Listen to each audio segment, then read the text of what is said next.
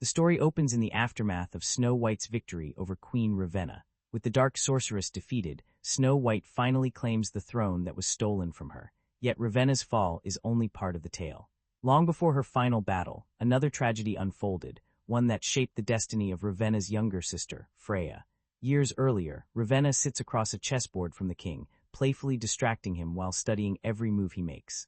Confident that he has gained the advantage, the king advances his piece and captures one of Ravenna's pawns. The move turns out to be exactly what she wanted. Ravenna calmly shifts her queen across the board and traps his king, ending the match. Before the king can react, his breathing suddenly tightens. He grabs at his throat, struggling for air, while blood begins seeping from the chess piece still resting between his fingers. Ravenna watches without panic as the poison takes effect. Within moments, the king collapses beside the table. Once he is dead, Ravenna rises and turns toward her enchanted golden mirror, already prepared to seize control of everything he ruled. With the throne now hers, Ravenna takes command of the kingdom, keeping Freya close beside her. During the dead king's funeral, Ravenna notices her younger sister quietly trading affectionate looks with a nobleman named Andrew. Their glances are brief, but Ravenna immediately understands what is happening between them. Later that night, Ravenna confronts Freya about the secret relationship. Freya makes no attempt to deny it. She insists that Andrew truly loves her and that their feelings are genuine. As they speak, the sisters play chess. Ravenna defeats Freya with little effort and tells her not to fear losing. Defeat, she explains, is something Freya must learn from, especially because the day will eventually come when her own magical abilities reveal themselves. Freya doubts that she will ever possess power like Ravenna's. She has never felt anything extraordinary within herself and cannot imagine becoming like her sister. Ravenna reminds her that magic belongs to every woman in their family. It may appear differently in each of them, but sooner or later it always awakens. Ravenna then studies Freya more carefully. After staring into her eyes, she realizes something Freya has not yet discovered herself. She is carrying a child. Freya is stunned by the revelation. Andrew, however, is already promised to another woman. Ravenna warns her that a noble engagement cannot simply be ignored or undone. Freya argues that Andrew has no love for his intended bride and believes he will choose her instead. When Ravenna continues expressing doubt, Freya sharply reminds her that even she does not know everything. Several months pass and Freya gives birth to a daughter. For the first time, her life appears filled with genuine happiness. One evening, while holding the infant in her arms, she receives a private letter from Andrew. In it, he promises that they can finally run away together. He asks Freya to meet him so they can escape with their daughter and begin a new life beyond Ravenna's kingdom. Overjoyed, Freya prepares to leave. She hurries toward the place where Andrew has promised to meet her, believing their suffering is finally over. But before she can reach him, she notices flames rising from the room where her baby has been left. Freya races back in horror. The nursery is already consumed by fire, and the heat prevents anyone from reaching the child in time. She desperately tries to enter, but the room collapses into flames before she can save her daughter. Nearby, guards restrain Andrew. He struggles against them, crying out to Freya that he had no other choice. Whether he acted out of fear, duty, or betrayal no longer matters to her. Freya is overwhelmed by grief, and her heartbreak quickly becomes uncontrollable fury. That unbearable emotion finally releases the magic hidden inside her. Ice spreads instantly from Freya's body and races toward Andrew. He freezes where he stands, transformed into a solid figure of ice. A moment later, his frozen body breaks apart and scatters across the floor. After losing both her child and the man she trusted, Freya abandons Ravenna's court. She travels into the northern lands, where she builds a kingdom of her own and becomes feared as the Ice Queen. Unable to replace the daughter who was taken from her, Freya begins stealing children from conquered villages. Her soldiers invade settlements, defeat anyone who resists, and carry the young survivors back to her frozen fortress. She raises these children not as sons and daughters, but as warriors who will serve her without question. During one such raid, 2 children named Eric and Sarah are taken from their homes. They are brought before Freya along with many others. The queen welcomes them into her kingdom and promises that, under her protection, they will never again experience the kind of pain the world once caused her. Among the frightened children is a boy named Tull, who cannot stop crying. Freya approaches and asks whether he is mourning the parents he was separated from. Tull admits that he misses them. Rather than comforting him, Freya tells him that love is nothing more than deception. She claims that affection creates weakness, leaving people vulnerable to grief and betrayal. She orders all the children to remove love from their hearts and teaches them that, within her kingdom, loving another person is considered a crime. From that day forward, the captured children are trained as huntsmen. At first, most of them can barely hold their weapons. They stumble through drills, lose fights, and struggle to survive the harsh discipline imposed on them. Over time, however, the weak are hardened. Their fear disappears, their movements sharpen, and they grow into deadly soldiers loyal to the Ice Queen. Freya rarely needs to stand beside them to observe their progress. Through the eyes of a magical owl made from ice, she can watch her warriors from anywhere in the kingdom. Two of them soon draw more of her attention than the rest, Eric and Sarah. Years pass, Eric becomes a powerful fighter who handles an axe with speed and precision. Sarah develops into an exceptional archer and proudly claims that once she chooses a target, her arrow never fails to find it. Tull also grows older and is placed in charge of receiving newly captured children. One day, several frightened prisoners are pulled from wooden carriages and rushed into the fortress. Eric notices a young girl hiding beneath a rough sack, trembling at the thought of facing the Ice Queen. Rather than dragging her out, Eric speaks gently to her. He reassures the child and tries to calm her before she is taken inside. Sarah quietly watches the exchange, seeing that despite years of Freya's teachings, Eric has not completely lost his compassion. Sometime later, Eric, Sarah, and Tull return from another military campaign. They approach Freya's throne and report that her enemies have been defeated. The queen praises the warriors for their success, pleased that her finest huntsmen have once again expanded her power.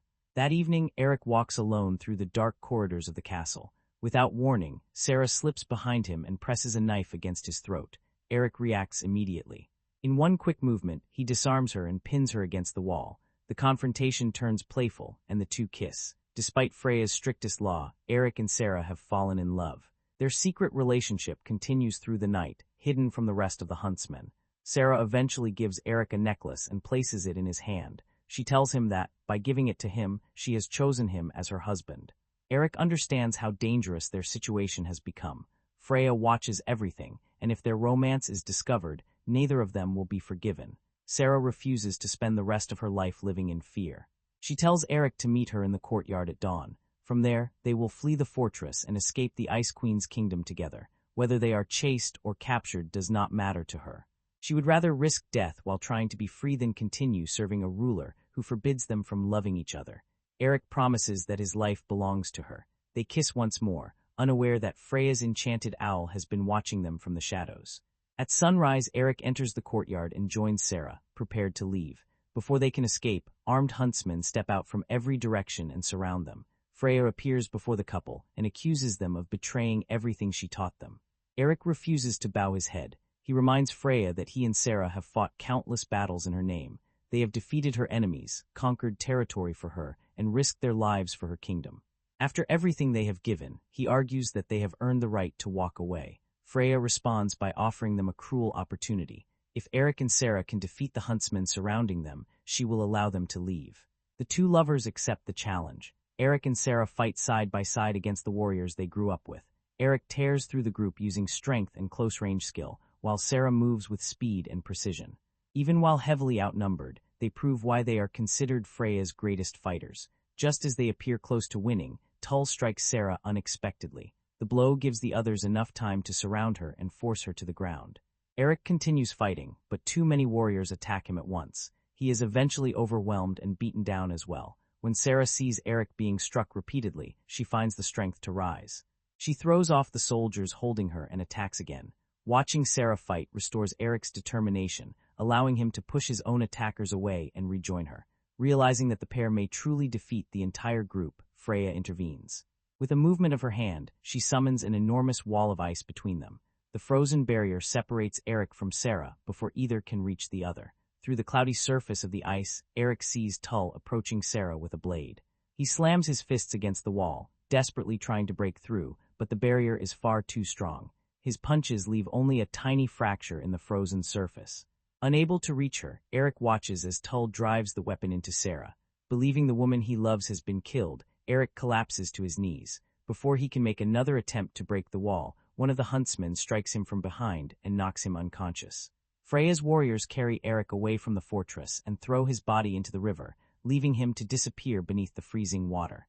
Eric survives, but the loss of Sarah remains with him for years.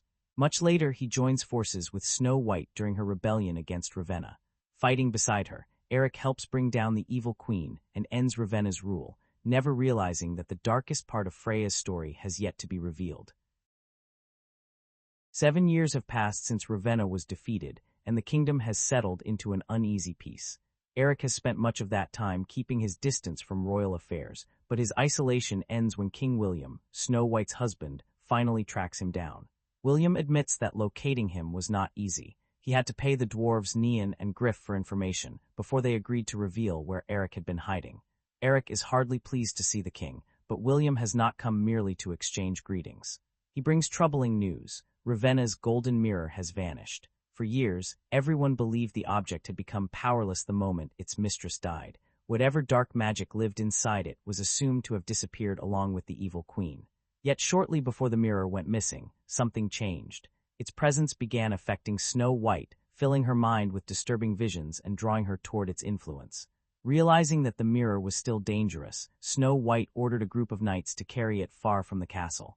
Their mission was to take it to the sanctuary, a protected place where its corruption could be contained. The knights left with the mirror, but none of them ever reached their destination. They simply vanished. William explains that Snow White personally asked for Eric. Of everyone available to them, he is the most capable tracker, and she believes he is the only man likely to discover what happened to the missing soldiers. His task is to recover the mirror and deliver it safely to the sanctuary before its power falls into the wrong hands. Eric listens without saying much. Then he reaches for his axe. Without warning, he throws it high into the air. The weapon spins above them and strikes a white owl perched nearby. The bird shatters into fragments of ice before hitting the ground. Freya has been watching. Eric warns William to move his soldiers toward the northern border immediately. Now that the Ice Queen knows Ravenna's mirror is missing, she will undoubtedly come looking for it. With no time to waste, Eric leaves in search of the vanished knights. Nian and Griff accompany him, partly because they know the surrounding lands and partly because William has already paid them enough to make the journey worthwhile. Far to the north, Tull returns to Freya's frozen palace with news from the battlefield. The final independent fortress in the region has fallen. Every northern kingdom now answers to her, and no enemy remains strong enough to challenge her rule.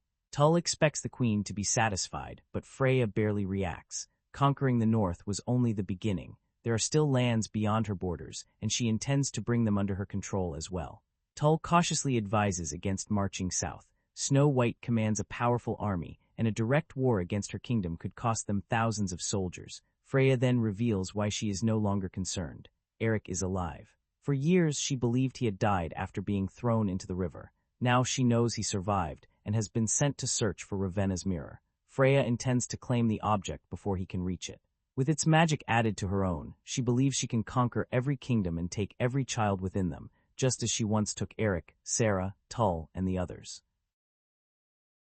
Meanwhile, Eric and the two dwarves continue along the road. Griff soon begins mocking Eric's reputation as a legendary tracker. As far as he can tell, there is nothing difficult about the assignment. Everyone already knows the knights were traveling north, so all they have to do is follow the road. Eric corrects him. The knights may have been heading north eventually, but they first turned west and entered the woods. Judging from the marks left behind, they intended to camp before continuing toward the sanctuary. The trail leads them into a clearing. There, scattered across the ground, are the bodies of Snow White's knights. Eric examines the dead men and quickly realizes they were not attacked by an outside army. The soldiers turned on one another. Some were stabbed at close range, while others were struck down by their own companions. Whatever influence came from the mirror appears to have driven them into madness. One knight managed to escape with the object. Eric follows the man's tracks deeper into the forest until he finds the place where the soldier was killed. Near the body lies an arrow. It does not belong to Snow White's forces. Eric concludes that whoever fired it took the mirror after killing the last surviving knight. Their mission has now changed. They are no longer searching for lost soldiers. They are hunting the people who stole Ravenna's most dangerous weapon. That evening, the three stop at a roadside tavern to eat and gather information. The place is crowded, noisy, and filled with travelers who look more interested in causing trouble than sharing useful news. A group of armed men enters and quickly takes notice of Eric and the dwarves. They approach the table, insulting Nian and Griff while making jokes about their size. Nian refuses to tolerate it. He stands and challenges the men, warning them that the person sitting beside him is not an ordinary traveler. He proudly introduces Eric as a huntsman. The strangers are not intimidated. Instead, they reveal that they are huntsmen as well, soldiers still loyal to Freya. The confrontation immediately turns violent. Eric launches himself at them, knocking several men aside before they can draw their weapons. He handles the first few attackers with ease, but there are too many of them. They surround him, drag him out of the tavern, and throw him into the mud beneath the pouring rain. The huntsmen continue beating him while accusing him of betraying the Ice Queen. One of them mocks Eric for abandoning Freya over a weak, spineless woman. The insult strikes harder than any punch. Enraged, Eric tries to fight back, but the group overwhelms him again. One of the huntsmen raises his weapon, preparing to deliver the final blow. Before he can strike, an arrow tears through his hand. A hooded figure steps into the rain and attacks the remaining soldiers. The stranger moves with extraordinary speed, switching between a bow, blades, and close combat. Within moments, the loyalists are either unconscious or running for their lives. Eric stares at his rescuer. The figure pulls back the hood. It is Sarah. She is alive. Eric can barely process what he is seeing. For years, he has carried the memory of watching her die behind Freya's wall of ice. Now she's standing in front of him, older, hardened, and visibly furious. Before Eric can speak, Sarah strikes him and knocks him unconscious.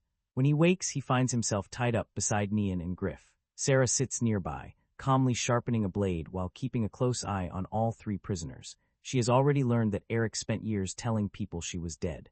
In her mind, he invented the story to gain sympathy and excuse what he did to her. Eric insists that he never lied. He saw Tull drive a weapon into her body and believed she had been killed. Sarah refuses to accept his explanation.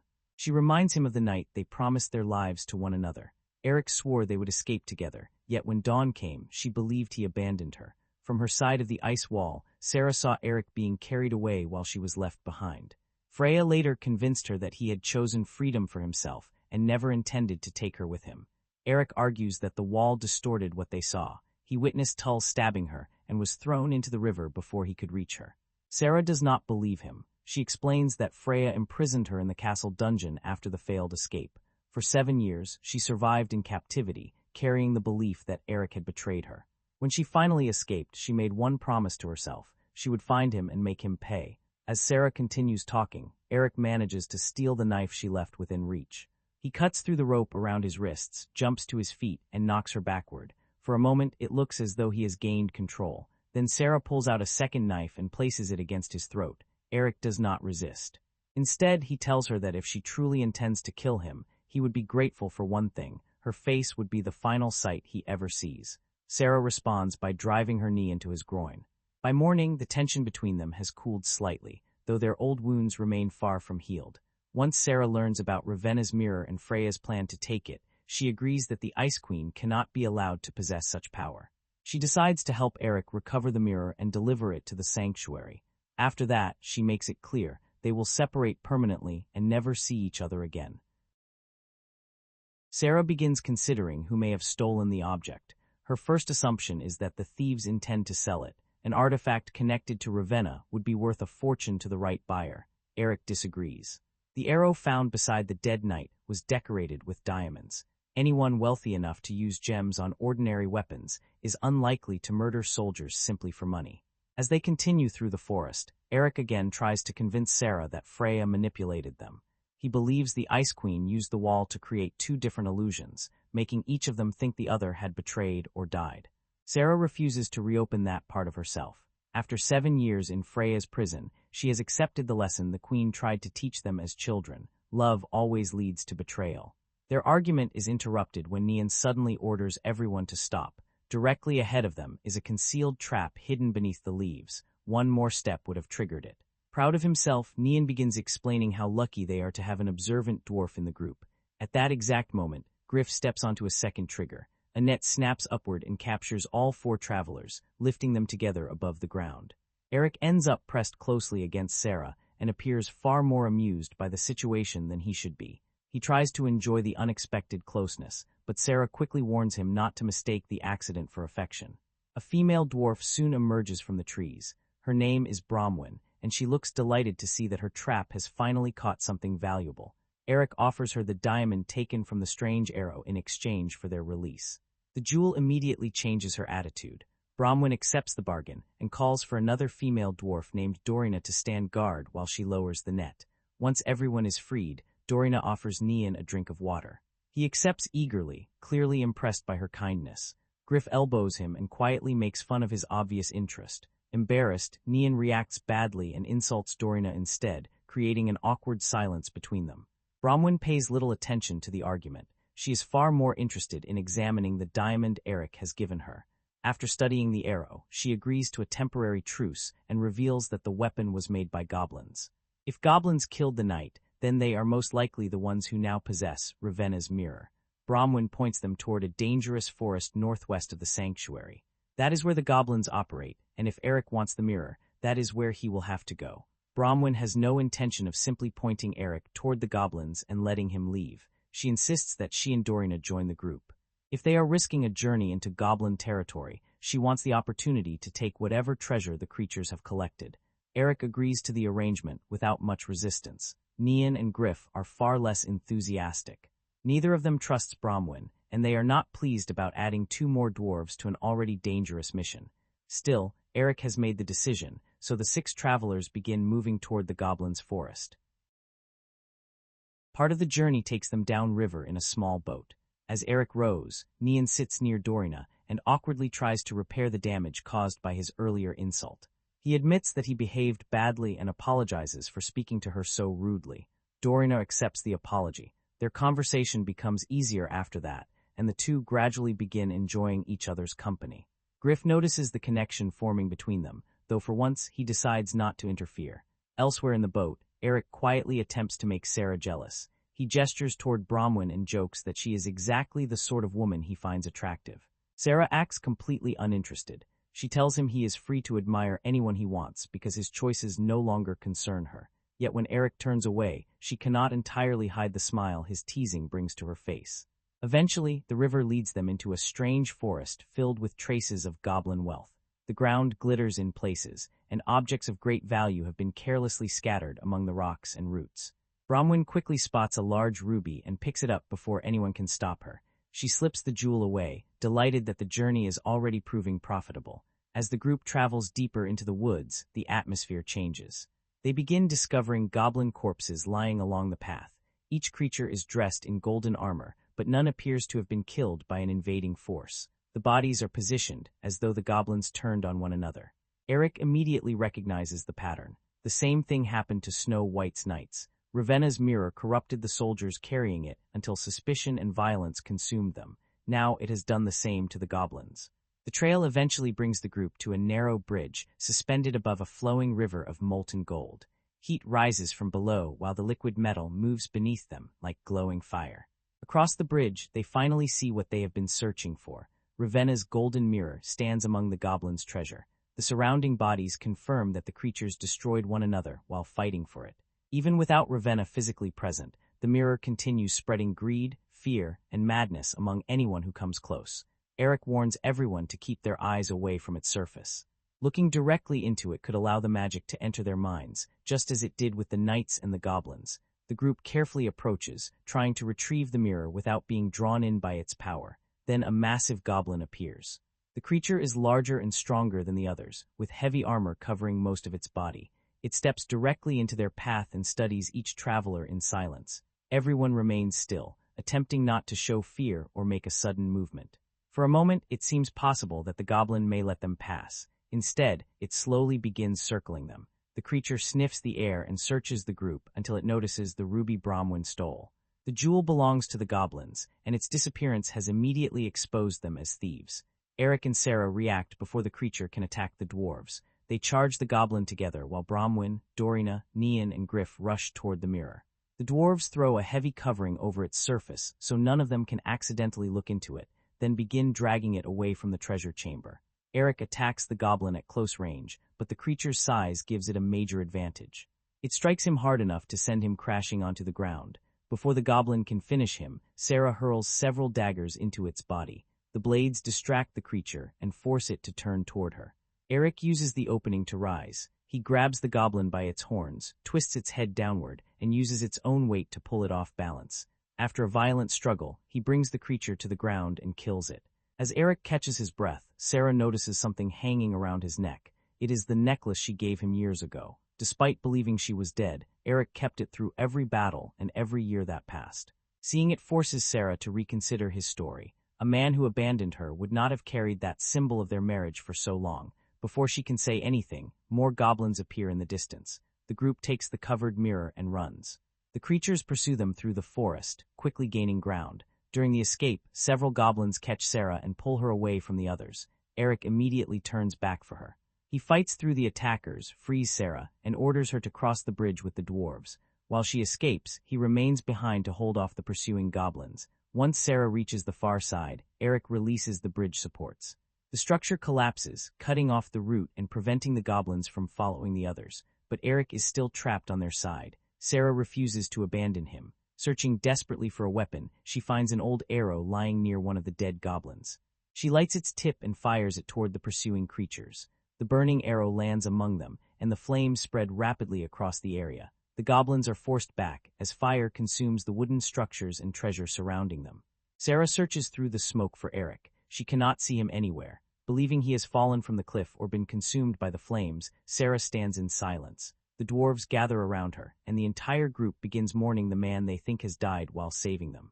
Then a hand reaches over the cliff's edge. Eric pulls himself onto the ledge, alive but exhausted. When he sees Sarah grieving, a grin spreads across his face. He is clearly pleased to discover that she still cares enough to mourn him. With darkness approaching, the group decides not to continue toward the sanctuary until morning. They move to a safer part of the forest, cover the mirror securely, and establish a camp for the night. Later, while the others sleep, Eric sits beside Sarah and asks what he must do to earn her trust again. Sarah tells him there is nothing he can do. She has already decided that she will never allow herself to love him again. After years of imprisonment and believing he betrayed her, she cannot return to the person she once was. Eric refuses to accept that answer. He tells her that he will not simply walk away from what they had. Sarah insists that the woman he loved died inside Freya's dungeon. She claims she has committed terrible acts since their separation and has become someone Eric would not recognize. Eric admits that he has done things he is not proud of as well. Neither of them survived those years without being changed, but he does not believe their mistakes make them unworthy of love, and he still sees them as belonging together. Sarah tries to resist, but the emotions between them become impossible to ignore. She pulls him close and kisses him. That night, after 7 years of anger, grief, and separation, Eric and Sarah finally reunite. By morning, the camp is quiet. A sudden gust of wind loosens part of the cloth covering the golden mirror. A small section of its reflective surface becomes exposed. Eric wakes and looks toward it. The mirror immediately begins drawing him in. Its magic clouds his thoughts, and he slowly moves closer, unable to turn away from what he sees. Sarah wakes and realizes what is happening. She rushes over, covers the mirror again, and forces Eric out of the trance. The experience leaves him shaken. Under the mirror's influence, doubt begins entering his mind. Eric suddenly questions whether Sarah has truly been honest with him. He tells her that if she has deceived him, she should kill him now rather than betray him later. Before Sarah can respond, frost begins spreading through the forest. The temperature drops instantly. Ice forms over the ground, trees, and surrounding plants, waking the dwarves and warning them that Freya has arrived. Moments later, the Ice Queen's army surrounds the camp. Sarah steps forward to face the Huntsman she once fought beside. Freya approaches with Tull and reveals the truth behind Sarah's return. Sarah never truly escaped the Queen's control. Freya sent her to locate Eric, knowing he had been chosen to recover Ravenna's mirror. She understood that if Sarah followed him, Eric would eventually lead them directly to it. Eric realizes that their entire reunion may have been part of Freya's plan. The dwarves refuse to surrender quietly. When they challenge the Queen, Freya uses her magic against them. She freezes Dorina solid before Nian can protect her. Enraged, Eric attacks Freya. Nian is forced to step in and block him, preventing Eric from reaching the Queen while Dorina remains trapped in ice. Freya mocks Eric for allowing his feelings to make him vulnerable again. She reminds him that he had every reason to distrust Sarah, yet he chose to spare her and believe in their love. Eric refuses to regret that choice. Even after discovering the apparent betrayal, he insists that real love survives fear, manipulation, and suffering. Freya decides to prove him wrong. She turns to Sarah and orders her to kill him. Sarah reaches for her bow without hesitation. She draws an arrow, aims directly at Eric, and releases it. The arrow strikes him in the chest. Sarah turns away before his body even hits the ground. Satisfied that Eric has finally been destroyed by the very love he defended, Freya takes possession of the mirror. She orders her army to return north and leaves Eric behind with Bromwyn and Griff. Once the Ice Queen's forces are far enough away, the two dwarves rush to Eric's body. They grab the arrow and carefully pull it free. Eric suddenly opens his eyes. He reveals that the arrow never entered his chest. Instead, it struck the necklace Sarah gave him, which was hidden beneath his clothing. The metal absorbed the impact and saved his life. Sarah is the finest archer Freya ever trained. She never misses the target she intends to hit. That means she deliberately aimed for the necklace. Eric now knows that Sarah's betrayal was another performance. Whatever Freya believes, Sarah still loves him. Meanwhile, Freya's army returns to the Northern Kingdom. The frozen bodies of Nian and Dorina are carried back with them, along with Ravenna's mirror. Freya brings the mirror into her private sanctum and stands before it alone. At first, nothing happens. Then she hears Ravenna's voice calling to her from within the gold. Ravenna instructs Freya to speak the familiar words. Hesitant but curious, Freya looks toward the mirror and asks, "Mirror, mirror on the wall, who is the fairest of them all?" The mirror's surface begins to move. Golden liquid pours from it and gathers on the floor. The substance rises, shaping itself into arms, legs, and a human body. Within moments, Ravenna stands before her sister once again. Freya retreats in shock. She believed Ravenna was destroyed when Snow White defeated her, yet the evil queen now appears completely alive. Ravenna explains that her physical body died, but her spirit escaped. At the moment of defeat, she transferred herself into the enchanted mirror and remained hidden there, waiting for someone to summon her back. Now that she has returned, Ravenna intends to use Freya's Huntsmen as her own army. With their strength, she plans to march south, reclaim her former kingdom, and finally kill Snow White. Later that evening, Freya confronts her sister. She has learned that Ravenna has already begun issuing commands to the Huntsmen without asking permission. Freya reminds her that these warriors belong to her, and that no one gives orders in her kingdom without her consent. Ravenna dismisses the complaint. She claims she naturally assumed Freya would support her plan. Freya makes it clear that the Northern Kingdom is hers alone. Ravenna may be her sister, but she has no authority there. Rather than challenge her directly, Ravenna assures Freya that she has no desire to take the Northern throne. She claims she only wants to conquer the lands beyond Freya's borders and restore what Snow White stole from her. Ravenna then reminds Freya of everything that happened after her daughter's death. Without that tragedy, Freya's powers might never have awakened, and she would never have become the Ice Queen. In Ravenna's view, she is responsible for creating the ruler Freya has become. The following morning, Griff and Bromwyn secretly enter the Ice Queen's territory. They move among groups of kidnapped children being marched toward the castle, attempting to blend into the crowd without attracting attention. Their disguise does not last long. One of Freya's soldiers notices that they do not belong and pulls them away for questioning. Once they are out of sight, Bromwyn and Griff attack the guard. They knock him unconscious, stuff his body into a large chest, and continue deeper into the fortress. At the same time, Eric approaches the castle from above. He climbs the steep cliff beside the towering structure, pulling himself higher while avoiding the soldiers below. When he reaches the level of the steeple, he prepares himself, pushes away from the rock, and leaps toward the castle. Eric lands badly on the castle roof and immediately loses his footing. He slides across the steep, frozen tiles, desperately searching for something to grab. Just before he falls over the edge, he swings his axe into the rooftop and uses the embedded blade to stop himself. Inside the fortress, Freya stands before the huntsmen she raised from childhood. Ravenna expects the army to march south and fight on her behalf, leaving Freya with little choice but to address them. The Ice Queen reluctantly orders her warriors to prepare for Ravenna's campaign, yet her voice carries none of its usual certainty. As she looks across the hall at the men and women she has always called her children, she hesitates. She did not rescue them from their villages merely to hand them over to someone else's war. For years, she convinced herself that she had given them a greater purpose. Now, she's beginning to see that Ravenna intends to use them as disposable soldiers. While everyone's attention remains fixed on the two queens, Eric quietly enters the castle. He moves through the upper levels without being noticed and eventually reaches a position overlooking the throne room. From the shadows, he raises a crossbow and aims directly at Freya. Eric pulls the trigger. The arrow speeds toward the Ice Queen, but Ravenna reaches out and catches it in midair before it can strike. Eric goes still when he sees her. Until this moment, he believed Ravenna was dead. Seeing the evil queen standing beside Freya leaves him stunned long enough for Ravenna to turn the arrow around and throw it back at him with supernatural force. The weapon narrowly misses as Eric dives aside. Realizing there is no longer any reason to maintain her disguise, Sarah turns against Freya. She lunges toward the queen, hoping to attack before the guards can react. Freya blocks her instantly. A barrier of ice rises between them and throws Sarah backward. Soldiers surround both Sarah and Eric, disarm them, and force them to their knees. Freya looks at Sarah with genuine confusion. She cannot understand why one of her greatest huntsmen, someone she imprisoned, manipulated, and later trusted with retrieving the mirror, would turn against her. Before Sarah can answer, Ravenna speaks for her. She tells Freya that Sarah betrayed her because she still loves Eric. Ravenna then asks her sister to pass judgment on the two traitors. They have defied their queen, infiltrated the castle, and attempted to attack them. According to the laws Freya created, there can be only one punishment. Freya stares at Eric and Sarah for a long moment. Although she tries to hide it, the decision causes her pain. At last, she orders their execution.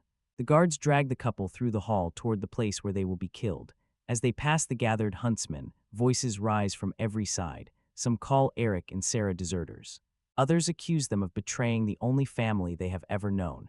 To these warriors, Freya saved them, trained them, and gave them a home. Turning against her is unforgivable. Eric refuses to remain silent. He tells them that Freya built her entire kingdom on a lie. She taught them that love makes people weak because she was afraid of what it had done to her, but love did not weaken Eric or Sarah. It gave them the courage to escape, survive, and return for one another. Eric turns toward Tull. They were raised together. They trained beside one another, fought in the same battles, and protected each other for years. Eric asks whether that bond meant nothing. Even if romantic love was forbidden, did the huntsmen not care for each other like brothers and sisters? Tull says nothing. He grabs Eric and forces him forward toward Freya. Sarah has already accepted what is coming. She tells Eric to remain calm and reaches for his hand despite their chains. The two kneel side by side. Eric apologizes to her. He believes that his choices brought them back into Freya's hands and led them to this moment. Sarah does not blame him. She tells him that they made their decision together. If they cannot have a life beyond the castle, then at least they will face death beside one another. Tull steps behind them and lifts his sword. Eric and Sarah tighten their grip on each other's hands as the blade rises above their heads. But instead of bringing it down on them, Tull strikes their chains. The metal restraints break apart. Tull has chosen their side. Other huntsmen begin stepping away from Freya's formation. One after another, they declare that they will no longer fight for Ravenna. Eric's words have reminded them that the bonds between them were real, regardless of what Freya tried to teach. Their loyalty is not based only on fear. They care about each other, and many are now prepared to defend Eric and Sarah. Ravenna reacts with fury. Black liquid begins leaking from her body and spreading across the floor. It rises around her, twisting into long, sharpened tendrils that move like living weapons. She unleashes them against the rebellious huntsmen. The dark spikes tear through the hall, striking warriors before they can defend themselves. Ravenna begins killing them indiscriminately, no longer caring whether they belong to Freya's army. Freya orders her to stop. Ravenna ignores her and continues the attack. As Freya watches the children she raised being cut down, something inside her changes. Whatever anger she feels toward their rebellion is overwhelmed by the need to protect them. She summons an enormous wall of ice between Ravenna and the huntsmen. The barrier blocks the black tendrils and gives the surviving warriors a chance to escape. Eric sees Ravenna's golden mirror positioned behind the wall. He realizes that destroying it may be the only way to defeat her. He urges the others to reach the mirror. The huntsmen begin climbing the ice barrier, while Eric and Sarah prepare to hold Ravenna back. Ravenna looks at Freya with disgust. She says that after everything she did to make her sister powerful, Freya has remained weak. The statement confuses Freya. She asks what Ravenna means by claiming responsibility for her strength. Ravenna refuses to explain. Freya then remembers that Ravenna did not return on her own. It was Freya who stood before the mirror and summoned her from within it. If Ravenna's life is tied to the mirror, then some connection must also exist between the sisters. Freya reaches out and places a hand on Ravenna. The moment they touch, Freya sees the truth hidden inside her sister's memories. Years earlier, Ravenna looked into the enchanted mirror and learned that Freya's daughter would one day grow into a woman more beautiful than she was.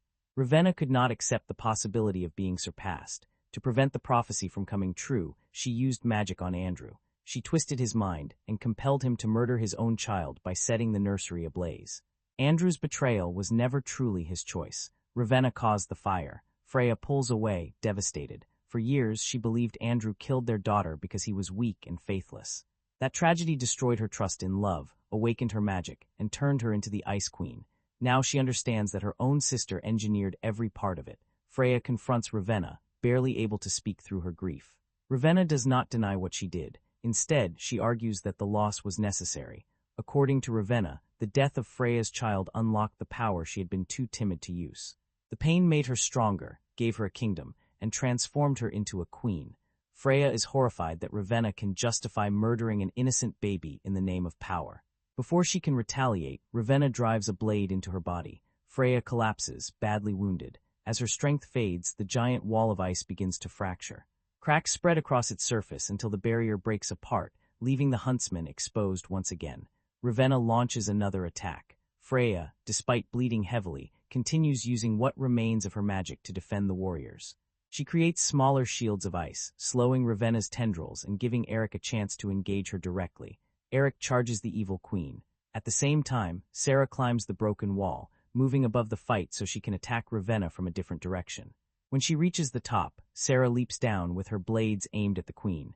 Just before the strike lands, Ravenna's body separates into a flock of golden ravens. The birds scatter around Sarah, allowing Ravenna to reform safely behind her. Ravenna strikes Sarah and slams her violently against the floor. Before she can finish her, Freya rises and wraps her arms around her sister. Ice immediately begins spreading across Ravenna's body. Freya holds on, pouring the last of her strength into freezing the evil queen. Ravenna struggles against her and finally drives a weapon through Freya's stomach, hoping the pain will force her to release the spell. Even as she wounds her sister, Ravenna offers a cruel, mocking apology. She says she is sorry that Freya's daughter had to die in order to awaken her powers. Then she insults Freya for wasting those powers on meaningless feelings, protecting people who have turned against her instead of ruling them through fear. Freya falls away, too weak to continue holding Ravenna. Across the hall, Eric forces himself back to his feet. Ravenna looks at him and asks whether he still believes love is powerful enough to conquer everything. Eric answers that it does not need to conquer the entire world. It only needs to conquer her. Ravenna attacks. Eric avoids the first strike and rushes forward. He manages to grab her and throw her against the wall, but Ravenna recovers almost immediately. She counters with a series of magical attacks, forcing Eric backward, while the mirror remains just beyond his reach. Freya sees what he is trying to do. Using the final remains of her power, she sends a layer of ice spreading across the floor. It moves beneath Ravenna, travels through the hall, and reaches the base of the golden mirror. The ice locks the mirror in place and creates a path for Eric. He runs toward it, raises his axe, and swings with all his strength. Ravenna realizes what is happening and drives a blade into Eric's body, but she is too late to stop the blow. The axe crashes into the mirror. Cracks explode across its golden surface. Ravenna stares in horror as the object containing her life begins to fall apart. The mirror shatters into countless pieces, and the magic holding her physical form together collapses with it. Ravenna disintegrates and dies alongside the mirror, this time leaving nothing behind to restore her. The hall becomes quiet. Freya lies on the floor, her wounds now beyond healing. As her vision begins to fade, she looks across the room and sees something that is not truly there. For a moment, she is no longer the Ice Queen. She sees herself as the young woman she once was, holding her baby safely in her arms. The image brings her a final sense of peace. Freya then looks toward Eric and Sarah. They have survived, and despite everything Ravenna and Freya did to separate them, they are holding each other once again. Watching them proves that love was never the weakness she believed it to be. Freya closes her eyes and dies. With both queens gone, the magic filling the castle begins to disappear. The people Freya froze slowly thaw and return to life. Dorina awakens from the ice, unharmed. Nian is restored as well, and the two are finally reunited. Across the kingdom, the captured children are released from Freya's control. They are allowed to leave the frozen fortress and return to their families and villages. The Huntsmen are free too. For the first time since they were stolen from their homes, no queen commands their lives or forbids them from choosing their own paths. Eric and Sarah stand together among the survivors. After years of separation, false memories, imprisonment, and war, they finally understand that nothing is keeping them apart anymore. They are both free. Eric pulls Sarah close, and the two share a kiss as the Ice Queen's kingdom comes to an end. The Huntsman, Winter's War is one of those films that's difficult to completely dismiss, but just as difficult to feel strongly about once it's over. There's too much money on the screen, too much talent in the cast, and too much visual craftsmanship to call it a total failure. At the same time, very little of it sticks. You remember the costumes. You remember the Ice Palace. You probably remember Charlize Theron showing up and immediately making everyone else feel slightly less important. The actual movie, though, that starts fading pretty quickly, and that's really the frustrating thing. There are moments when Winter's War seems like it might become a genuinely enjoyable fantasy adventure. The production looks expensive, the action occasionally wakes up, and the cast clearly isn't treating the material like a joke. Everyone is trying. The problem is that the film keeps settling for good enough when it has all the ingredients to be much better than that. Some viewers will probably have more fun with it than they did with Snow White and the Huntsman. It's a little lighter in places. Chris Hemsworth seems more comfortable carrying the story, and the romantic pairing has more life than the one in the first film. There's also a more traditional adventure structure once the characters actually begin their journey. For stretches, it's perfectly watchable. Not exciting enough to demand your full attention, maybe, but entertaining enough that you don't immediately regret pressing play. Then the weaknesses start piling up again. The story feels stitched together, the emotional moments don't always land, and the film constantly gives the impression that it exists because the studio wanted another entry rather than because someone had an irresistible idea for one. That doesn't automatically make a sequel bad. Plenty of sequels are commercially motivated. You just need the finished film to hide that fact. Winter's War never really does. You can almost feel the writers searching for a way to continue a story that had already placed Snow White at its center. Kristen Stewart isn't returning, so the focus shifts to the Huntsman. Fair enough. Chris Hemsworth is charismatic. Audiences already know the character, and there's potential in exploring his past. But instead of finding one clean direction, the movie tries to be several things at once. It wants to explain where Eric came from, introduce a new queen, continue the magic mirror storyline, bring Ravenna back, build another romance, and expand the whole thing into a larger fairy tale universe. That sounds ambitious. On screen, it often feels more like franchise maintenance. The film is constantly working to justify why this chapter matters. It gives Eric a deeper history. It adds Freya to Ravenna's family. It builds an entire frozen kingdom that was apparently operating somewhere beyond the events of the first movie. It suggests that the mirror still has more evil to unleash. Yet none of these additions make the world feel essential or newly alive. They feel arranged around the characters the studio could bring back. That may be why reactions to the movie are so mixed. It isn't aggressively terrible. There's no single disaster that sinks the whole production. It's more that the good and bad elements keep canceling each other out. A beautiful image is followed by clumsy exposition. A strong performance is trapped inside an underwritten character. An entertaining action beat arrives after a long stretch of story that feels oddly lifeless. Just when the film seems to be finding some momentum, it reminds you how thin the foundation is. For fantasy fans, especially people who enjoyed the first movie's visual style, there's still something here. The kingdoms look grand, the magic is presented with confidence, and the cast includes actors who can make even fairly basic material feel more important than it is. If all you want is 2 hours of dark castles, icy powers, enchanted objects, sword fights, and attractive people looking extremely serious in elaborate costumes, Winter's War can deliver that. But it's hard to imagine many viewers becoming deeply attached to it. This isn't the kind of sequel that changes how you see the original or opens up a story you didn't realize you needed. It's closer to an expensive side chapter, watchable in the moment, easy to leave behind afterward. There are even people who consider it better than Snow White and the Huntsman, and I can understand why. It has more humor, a more engaging central pairing, and fewer problems caused by a badly matched lead performance. Others will find it less focused, less atmospheric, and even more unnecessary. Both reactions make sense because the film improves individual pieces without solving the franchise's larger problem. It still doesn't know what makes this world worth returning to beyond the surface. And the surface is gorgeous. That's never really in question. The question is whether gorgeous is enough. For a while, maybe. It gets the film through the weaker dialogue and predictable turns. It keeps certain scenes alive when the characters aren't doing much. But visual polish can only carry a fantasy adventure so far. Eventually, the story has to make the spectacle mean something, and Winter's War rarely manages that. The film also arrived with the obvious intention of keeping this version of the Snow White universe going. Eric could continue as the heroic lead. Ravenna could remain the franchise's signature villain. Other fairy tales could be brought into the same world. On paper, there's a whole series sitting there. The trouble is that this entry doesn't create much hunger for another one.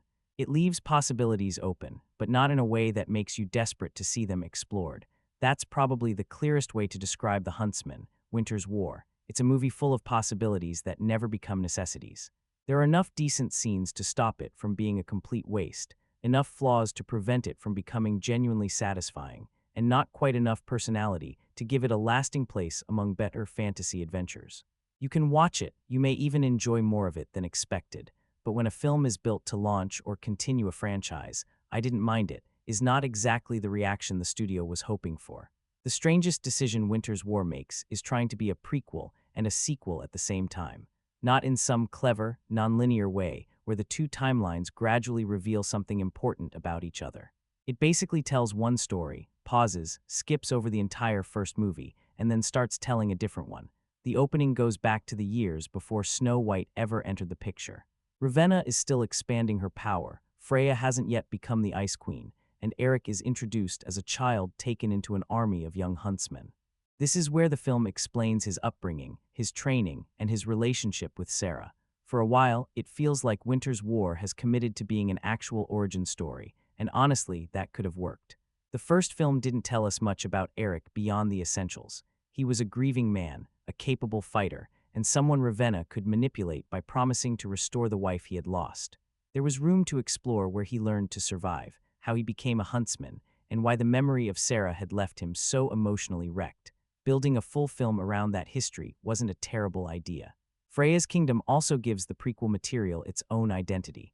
Children are taken from conquered lands, stripped of their families, and trained to become soldiers who aren't allowed to love anyone. Eric and Sarah growing up inside that system creates a fairly direct conflict. They become two of Freya's best warriors, but the one thing they're forbidden to have is the thing they naturally find in each other. That's a complete movie right there. You have the Frozen Kingdom, the child army, Freya's rules, Eric and Sarah's secret relationship, their attempt to escape, and the tragedy that separates them. It could have been developed slowly enough for the audience to understand what life under Freya actually felt like. We could have seen Eric grow from a frightened child into the man from the original film, instead of getting the shortened version, because another storyline is waiting to begin. But just as that prequel starts reaching its emotional turning point, the movie jumps forward 7 years. Somewhere inside that gap, the entirety of Snow White and the Huntsman has happened. Snow White escaped Ravenna, Eric helped her reclaim the kingdom, Ravenna was defeated, and Snow White became queen. All of that is treated almost like an interruption between the film's first and second acts. Winter's War doesn't revisit those events in any meaningful way. It acknowledges them just enough to remind us where Eric has been, then immediately moves him into a new mission involving the magic mirror. It's a weird feeling because this is technically a sequel to Snow White and the Huntsman, but the first movie almost becomes an off-screen detour in Eric's personal story. According to Winter's War, the real emotional thread began with Sarah, went on hold while Eric helped Snow White, and then resumed once the mirror disappeared. That structure clearly exists because the filmmakers wanted to keep Chris Hemsworth's character while moving away from Snow White.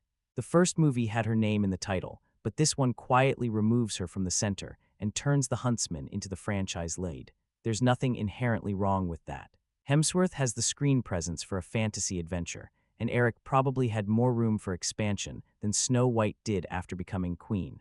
The problem is that Winter's War never feels completely confident about what kind of continuation it wants to be. If this is Eric's origin story, it rushes through too much of his early life. If it's a sequel about the magic mirror, it spends a large part of the runtime establishing events from before the original. If it's a spin-off, it keeps pulling Ravenna, Snow White, and the mirror back into the story to make everything feel connected. The film wants the freedom of a new adventure while still depending on the recognizable parts of the previous one. So it ends up being all of those things, but not quite enough of any one of them. The sequel section is much simpler in theory. The magic mirror has become too dangerous to keep in Snow White's kingdom, so it is being transported to a sanctuary. The soldiers carrying it disappear, Eric is sent to recover it, and Freya's forces are searching for it as well. That's a clean fantasy quest. Put Eric on the road with the dwarfs, bring Sarah back into his life, and let the journey gradually reconnect him with his past. That could also have been its own movie. A straightforward sequel about the mirror's corrupting influence might have given the story more urgency. The object was one of the most memorable parts of the original, and there was clearly more that could be done with it. It doesn't just answer questions or feed Ravenna's vanity. It has a presence, a will, and an ability to draw violence out of anyone who gets close to it. But because the film has already spent so much time in Freya's kingdom, the mirror quest also has to carry the unresolved romance. Eric's supposed betrayal, Sarah's return, Freya's revenge, and eventually Ravenna's reappearance. The simple adventure gets buried under the responsibility of reconnecting every part of the prequel. You can see the stitching. The younger Eric and Sarah story explains why they love each other. The present-day story needs them to distrust each other, so the romance still has somewhere to go. Freya needs to be connected to Eric's past, but she also needs a reason to enter the sequel's mirror plot. Ravenna has to remain relevant because she was the villain audiences remember, even though Freya is supposed to be the new central threat. Instead of one storyline naturally creating the next, characters and objects are repeatedly brought back because the two halves need to be tied together somehow. Even the title reflects that confusion. This isn't Snow White's film anymore, but it is still attached to the world created around her.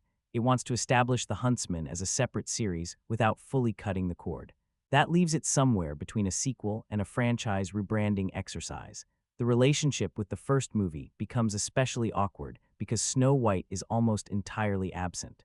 She exists just outside the frame as the ruler whose decisions start the mirror quest, but she isn't allowed to participate in the consequences. Characters speak about her illness, her kingdom, and her concern over the mirror, yet the film keeps finding reasons for Eric to handle everything himself. Her absence might have been less noticeable in a pure prequel. It also could have worked in a completely separate adventure that had little to do with Ravenna's legacy. But once the magic mirror becomes the center of the sequel, it feels strange that Snow White has so little involvement. She defeated Ravenna, she inherited the kingdom. The mirror's evil belongs directly to the aftermath of her story. Instead, Winter's War treats her like a piece of franchise information the audience needs to remember, not a character who should logically be present. That's where the spin-off approach starts creating holes. The movie wants to say Eric always had a larger story happening around him, one that began before Snow White and continued after her victory. But in making that argument, it occasionally makes the first film feel less important. Snow White becomes a chapter Eric passed through rather than the person whose rebellion changed the entire kingdom. There's also something slightly artificial about introducing Freya as Ravenna's sister after the first movie never gave the impression that this frozen empire existed nearby. Apparently, while Ravenna was ruling one kingdom, Freya had been conquering the north, raising huntsmen, and building an enormous ice palace. That's a major addition to the world. Yet it feels less like a discovery and more like history being inserted wherever the previous film left enough empty space. The same thing happens with Eric. His past with Sarah is supposed to deepen what we already knew about him, but it also creates questions about the story he told before. Rather than making the two films feel richer together, the added backstory sometimes makes them feel as though they belong to slightly different versions of the same character. A good prequel can change the way you understand a sequel. A good sequel can make earlier events feel more meaningful. Winter's War mostly uses the past to set up its romance and the present to finish it. The original movie sits between them because, chronologically, it has to be there. That doesn't mean the structure is impossible to follow. It isn't. Once you accept the time jump, the basic objective is clear enough. Eric has lost Sarah, helped Snow White, and is now searching for the mirror. The difficulty is emotional rather than informational. The film explains where everyone is, but it never makes the combination of timelines feel completely natural. You keep wondering whether you would be more invested if the filmmakers had simply chosen one direction. Stay in the past and give Eric, Sarah, and Freya enough room to become fully developed characters, or move forward and make the stolen mirror the foundation of a focused sequel. Either version could still contain romance, action, betrayal, and Ravenna's influence. Trying to squeeze both into the same film makes Winter's War feel bigger on paper, but thinner in practice. The actual story isn't impossible to follow. It's just doing far more work than it needs to, and somehow still leaves basic emotional beats feeling underdeveloped. Freya loses her child, discovers her ice powers, disappears into the north, builds a kingdom, kidnaps children, and trains them to become huntsmen.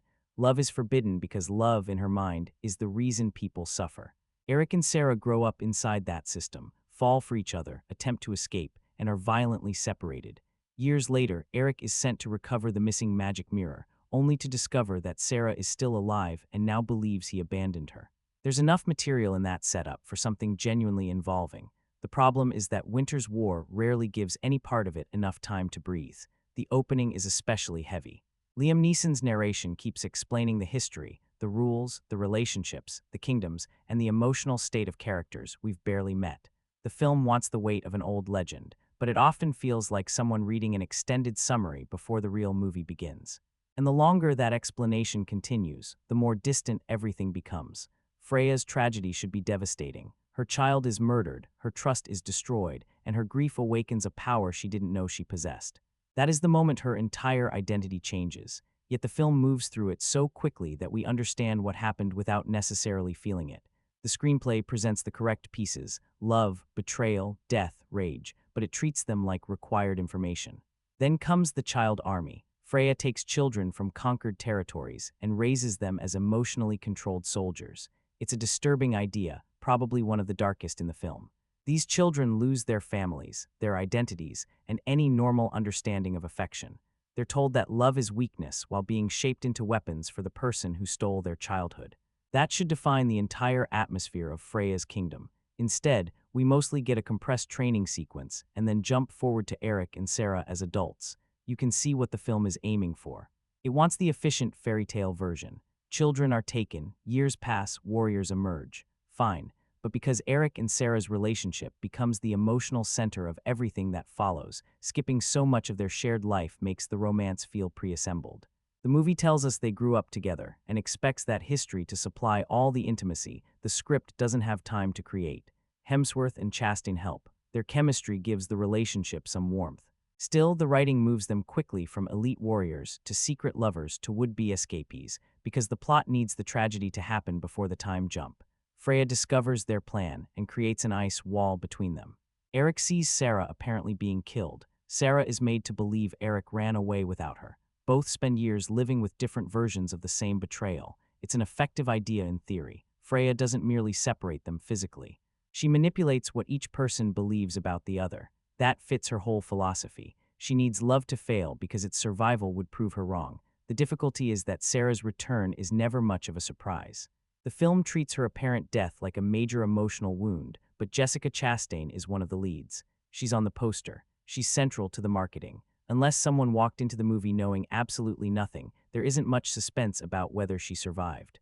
So when she reappears, the question isn't really, how can she be alive? It's more, all right, when are they going to clear up the misunderstanding? And they take their time with it. Sarah believes Eric abandoned her. Eric insists that he watched her die. Both are telling the truth from their own perspective, which could have created an interesting conflict. Instead, the screenplay leans heavily on familiar romantic frustration. They argue, separate, reconnect, doubt each other again, and gradually move toward the explanation the audience understood almost immediately. The characters are behind the viewer, and that tends to drain tension from a story. Meanwhile, there's the magic mirror quest, which is probably the cleanest part of the movie. A group of soldiers transporting the mirror to safety mysteriously turns on one another. Eric is recruited to find it before Freya does. He heads into the wilderness with the dwarfs, encounters Sarah, and continues toward the sanctuary.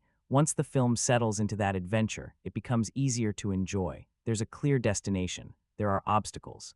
The group has enough personality to keep the quieter scenes moving. The story isn't constantly stopping to explain centuries of family history. For a while, Winter's War becomes the straightforward fantasy quest it probably should have been from the beginning.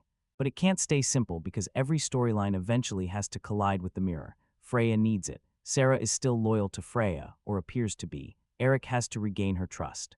The dwarfs have their own romantic comedy happening in the background. Ravenna is waiting inside the mirror for her return, and the film still needs to resolve the death of Freya's child. It's a lot. The final act starts revealing information at such a pace that the emotional impact becomes strangely flat. Sarah's allegiance changes. The mirror reaches Freya. Ravenna returns. The truth about the murdered baby comes out. Freya realizes she was manipulated. The sisters turn against each other. Eric and Sarah fight beside the Huntsman. Love proves stronger than control. These aren't minor developments.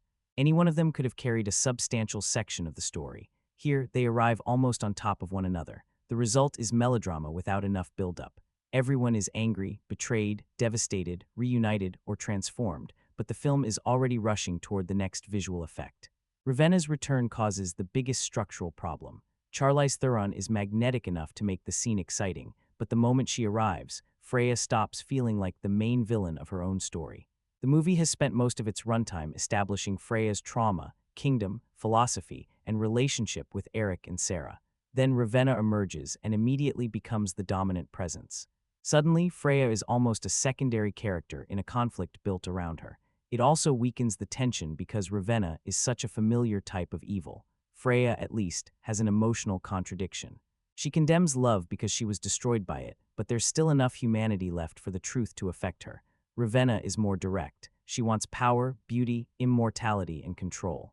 Theron makes that entertaining, but the story becomes less interesting once the more complicated villain is pushed aside. There are logic issues throughout as well. Freya has supposedly conquered much of the north and commands a powerful army, but we rarely get a convincing sense of that scale. The mirror is incredibly dangerous, yet the plan to transport it seems surprisingly vulnerable. Characters make risky decisions because the next action sequence needs to happen. Eric occasionally survives situations through the usual fantasy hero combination of strength, luck, and the script refusing to let him die. None of this would be fatal in a lively adventure. Fantasy stories can survive a few questionable choices. The problem is that Winter's War treats itself with such solemn importance that the gaps become more noticeable. The narration tells us we're witnessing legend. The imagery presents grand kingdoms and ancient magic. The dialogue speaks constantly about love, destiny, and power. Then someone makes a decision that only makes sense because the plot needs them standing in a particular room 5 minutes later. The tone of the screenplay doesn't help. Much of the dramatic dialogue is stiff and overly direct. Characters announce what they believe rather than revealing it naturally. Freya speaks about the weakness of love. Eric speaks about the strength of it. Sarah speaks about betrayal. Ravenna speaks about power. The ideas are always visible, sometimes too visible. There's very little subtext because the film doesn't trust the audience to miss anything. Oddly, the dwarfs often sound more natural than the central characters. Their scenes may be broad, and not every joke works, but at least the dialogue loosens up. People interrupt one another. They complain. They flirt badly. They react to danger like individuals, rather than representatives of the film's main theme. That's probably why the middle section works better for many viewers. The movie briefly stops behaving like a legend and starts behaving like an adventure. Pacing-wise, reactions are understandable on both sides. Some people will call it fast because events happen constantly. There's a tragedy, a time jump, a mission in ambush, a reunion, a creature attack, a betrayal, a resurrection, and a final battle. On paper, the film barely slows down, but a movie can contain a lot of events and still feel sluggish. Winter's War often feels slow because so many scenes are carrying information rather than momentum. The opening narration is dense. The romance repeatedly circles the same misunderstanding. The journey pauses for comedy that doesn't always land. The final act moves faster, but by then the story is trying to resolve too many things at once. So the problem isn't simply that the film is slow or fast. It's that its pacing rarely matches the importance of what is happening. Freya's transformation is rushed. Eric and Sarah's resentment is stretched out. The mirror quest settles into a decent rhythm. Ravenna's return is sudden. The climax arrives with plenty of movement but not quite enough tension. There is a better story somewhere inside all of this. You can feel it whenever the film focuses on one clear idea. Freya trying to prove that love always fails, Eric refusing to accept that Sarah is lost, or the mirror quietly corrupting everyone who comes near it. Those ideas belong together. The screenplay just keeps surrounding them with extra machinery until the human part becomes difficult to see. The continuity problems in Winter's War don't make the film impossible to follow, but they do create that annoying feeling that the story is rewriting its own history while you're watching it. The biggest issue is Snow White. She is technically still part of this world. She is queen. She defeated Ravenna. The magic mirror belongs to her kingdom, and the whole present-day plot begins because she wants it removed before its influence causes more damage. On paper, she should be central to everything that happens, but she's barely here. The movie mentions her, briefly shows her from behind, and then keeps her safely outside the story while Eric deals with the consequences.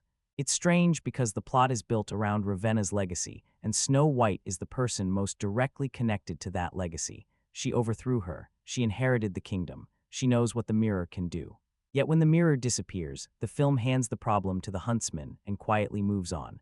Now, I understand why the filmmakers made that choice. Kristen Stewart didn't return, and the studio clearly wanted to shift the focus toward Chris Hemsworth. Eric was one of the more expandable characters from the first film, and Hemsworth had enough popularity to lead a spin-off. That part makes sense commercially. Narratively, though, Snow White's absence leaves a pretty obvious hole. The film tries to solve it by making her an off-screen authority figure. She gives orders. She is apparently unwell. Her husband appears on her behalf. People talk about her as if she is still important. But the more the story refers to her, the more noticeable it becomes that she isn't actually participating. It would almost be cleaner if the sequel had moved far away from her kingdom and told a completely separate Huntsman adventure. Then her absence wouldn't matter as much, but the magic mirror is not some random enchanted object. It is tied directly to Ravenna, Snow White, and the events of the first film. Once that becomes the center of the story, keeping Snow White away starts to feel artificial. Some viewers may honestly see this as an improvement. Kristen Stewart's performance was one of the most criticized parts of Snow White and the Huntsman, and Winter's War has Emily Blunt and Jessica Chastain filling the space instead. That's a stronger collection of performers, at least on paper. The film also avoids forcing Snow White into Eric and Sarah's romance, where she probably would have become a distraction. So yes, there are advantages to removing her. But removing a character and removing their importance are two different things. Winter's War wants Snow White to remain important enough to connect the sequel to the original, but not important enough to need screen time. That balance never feels entirely convincing. Then there's Freya. Apparently Ravenna had a sister, not just any sister either. Freya is another immensely powerful sorceress who builds a frozen kingdom in the north, conquers territories, kidnaps children, and raises a private army of huntsmen. That is not a small addition to the mythology. The first film introduced Ravenna's family history, including her brother Finn, but never gave any indication that another magical sibling was ruling a major kingdom nearby. Winter's War simply inserts Freya into the timeline and expects the audience to accept that she was always there. Fantasy franchises do this all the time. A sequel needs a new villain, so the villain turns out to be a secret relative, an old mentor, or someone who had been operating just beyond the edge of the original story. It can work, but only when the new information feels like it completes something that was already missing. Here, it feels more like the film found an empty space in Ravenna's backstory and moved Freya into it. The problem becomes even more noticeable because Freya's empire is supposed to be enormous. She has conquered much of the north. She has been collecting children for years. Her huntsmen are feared across multiple kingdoms. This is apparently a major political and military power, and nobody in the first movie seemed particularly concerned about it. You could argue that Snow White and Ravenna were dealing with their own conflict in the south. Fair enough. Medieval fantasy kingdoms don't exactly have instant communication. Still, Freya's existence changes the scale of the entire world, and the first film never left room for that kind of threat. Eric's new history creates an even bigger continuity problem. In Snow White and the Huntsman, Eric is presented as a widower haunted by the death of his wife. Ravenna uses that grief to manipulate him, promising that the mirror might restore the woman he lost. His backstory is simple, and it explains why he is emotionally broken when Snow White meets him. Winter's War reveals that his wife was Sarah, another huntsman raised beside him in Freya's army.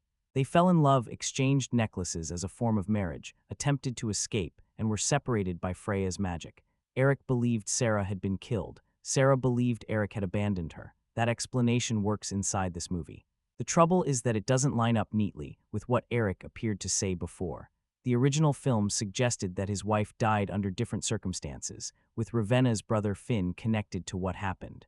Winter's War now gives us a completely different version in which Freya creates an illusion, and both lovers survive the escape. Maybe Eric misunderstood the details. Maybe the first film was vague enough to leave room for interpretation. Maybe he later believed Sarah died in another incident. You can build possible explanations if you really want to. The movie doesn't. It simply replaces the earlier account with a new one because this version gives the sequel a romance and ties Eric directly to Freya. That's what makes it feel like a retcon rather than a revelation. A good revelation changes how an earlier detail looks without breaking it. You think you understand something, then the sequel gives it a deeper meaning. Winter's War instead creates the impression that the filmmakers liked the idea of Sarah and didn't worry too much about whether she fit perfectly into Eric's established past. There's also the issue of Ravenna and Freya's family. The film tells us that both women come from the same magical bloodline and inherited unusual abilities. That opens a lot of questions. Where did those powers come from? Who were their parents? Why did Ravenna remain connected to Finn while Freya appears to have been somewhere else? Were the sisters raised together? Were they separated and reunited later? The movie gives us almost nothing. Freya is introduced as though she has always been close to Ravenna, but Finn is absent from this part of the family story. Considering how important he was to Ravenna in the first movie, that omission feels odd. The sequel is trying to deepen Ravenna's history while quietly removing one of the biggest pieces of it. Then the magic mirror returns. The first film ends with Ravenna defeated, but the mirror survives and is apparently kept in Snow White's kingdom. Winter's War treats it as an object so dangerous that it must be transported to a sanctuary, which raises a basic question. Why wasn't it secured or destroyed much earlier? Maybe it can't be destroyed. Maybe Snow White kept it because she believed it could be controlled. Maybe the mirror's influence only became obvious later. Again, possible explanations exist. The screenplay just doesn't spend much time on them. Instead, a group of soldiers is sent to move one of the most dangerous magical objects in the kingdom. They turn on each other, and the mirror disappears. The plot needs it loose in the world, so the security around it is conveniently weak. The mirror also becomes the method for Ravenna's return. She hasn't merely left some magic behind. Part of her consciousness seems to exist inside it. That's a major development, but the film treats it more as a dramatic entrance than a piece of mythology that needs explanation. How long has she been inside it? Was she always connected to it in that way? Did Snow White know? Could Ravenna have returned earlier? The answers are less important to the movie than the sight of Charlize Theron rising out of liquid gold, which, to be fair, is a pretty effective image. Still, it's another example of Winter's War choosing visual impact over continuity. Individually, none of these issues destroys the film. A missing character can be written around, a new sibling can be added, a backstory can be adjusted, a magical object can behave differently once the story expands its mythology. But when all of those changes happen in the same movie, the world begins to feel less like a planned universe and more like something being remodeled around the actors who were available. Snow White is still important, but absent. Freya has always existed, but was never mentioned. Sarah was always Eric's wife, but her story has changed. Ravenna has a magical family history, but key relatives vanish from it. The mirror survives, corrupts people, stores Ravenna's spirit, and returns to the center of the plot without the film fully explaining how any of that works. The story keeps telling us these things were always part of the world. It just doesn't always make us believe it. Freya is easily the more interesting villain on paper. Ravenna is the one audiences already know. She's vain, ruthless, theatrical, obsessed with beauty, power, and immortality. Freya is built from something more personal. She doesn't begin as a monster. She becomes one after the worst thing imaginable happens to her, and the film spends a fair amount of time making sure we understand that. Before the Ice Palace, before the Child Army, before all the speeches about love being weakness, Freya is hopeful. She is in love. She has a child. She believes there's a future waiting for her outside Ravenna's shadow. Then that future is destroyed. Her daughter is murdered, the man she trusted appears responsible, and Freya's grief unlocks a power she didn't know she had. The ice is not just a visual gimmick. It's the physical form of what happens to her emotionally. She goes cold because feeling anything has become unbearable. That part works. It gives Freya a reason for becoming cruel that goes beyond the usual fantasy villain desire for control. She doesn't outlaw love because she thinks it is silly. She outlaws it because she sees it as a lie. To her, every attachment eventually becomes betrayal, and the only way to protect people from that pain is to remove attachment completely. Of course, her version of protection involves kidnapping children, killing their families, and raising them as soldiers, so the sympathy only goes so far. Still, there's something dramatically useful in the contradiction. Freya believes she is saving these children from suffering while inflicting a different kind of suffering on them every day. She gives them strength, discipline, and belonging, but only after taking away their right to choose who they love. Emily Blunt plays that contradiction with a lot of restraint. She doesn't turn Freya into a constantly screaming tyrant. Most of the time, she is controlled, quiet, almost distant. Her authority comes from the fact that everyone around her knows she could destroy them without raising her voice. Blunt also gives the character a kind of exhausted sadness. Freya looks less like someone enjoying power and more like someone using power to keep herself from ever feeling vulnerable again. Even when she is being cruel, there's often a sense that she is repeating the same argument to herself. Love failed me, therefore love must always fail. That gives Eric and Sarah's relationship more importance. Their romance isn't only disobedience, it is evidence that Freya might be wrong. If they can love each other and survive, then the entire belief system of her kingdom starts to collapse. That's why she has to separate them, not just because they broke a rule, but because their existence threatens the story she has built around her own pain. Freya needs to prove that one of them will abandon the other. She needs their love to become another betrayal. The problem is that the film doesn't always let that complexity become genuinely frightening. Freya is tragic. She is visually striking. She has a strong backstory, but menace is another matter. There are scenes where she feels dangerous, especially when she uses her powers with almost no effort. Yet she rarely creates the kind of fear Ravenna did in the first film. Part of that is the writing. The film spends so much time explaining why Freya is wounded that it sometimes softens her too much. You can understand her. You can pity her. You may even want her to discover the truth and turn against Ravenna. But are you afraid of her? Not consistently. That becomes a problem because Freya is supposed to carry most of the film as its central threat. She has the army, the kingdom, the connection to Eric, and the personal stake in the story. Then Ravenna arrives, and the balance changes almost immediately. Charlize Theron has far less screen time, but she knows exactly what kind of movie she's in. Ravenna enters every scene as if she owns it. Theron gives her that same mix of elegance, venom, and just enough camp to keep the character entertaining. She can whisper a threat and make it feel more dangerous than someone else shouting one. She knows when to hold back and when to go completely theatrical, and honestly, the film wakes up when she returns. That's both a compliment and a criticism. Theron is magnetic, she should make an impact. The trouble is that her impact is so strong that Freya suddenly feels like the supporting villain in her own story. Up to that point, the movie has been about Freya's grief, her kingdom, her rules, and her relationship with Eric and Sarah. Ravenna has been part of the backstory, but not the immediate conflict. Once she emerges from the mirror, though, she takes over the emotional and visual center of the climax. Theron is more commanding. Ravenna's design is more dramatic. Her dialogue has more bite. The film seems almost relieved to have its original villain back. That weakens Freya at the exact moment her story should become most powerful. The truth about her daughter finally comes out. Freya learns that Ravenna manipulated the murder because the child might one day become more beautiful than her. That revelation should belong entirely to Freya. It should be the moment when her entire life breaks open. Everything she built was based on a lie. Her hatred of love, her treatment of the Huntsman, her frozen kingdom, the years of cruelty, all of it came from a betrayal she misunderstood. Blunt plays the shock well. You can see Freya trying to process what Ravenna has taken from her, but the film is already deep into its final battle, so the emotional shift happens quickly. There isn't much space for Freya to confront what she has become or what she has done to others. She turns against Ravenna, and the story moves toward redemption.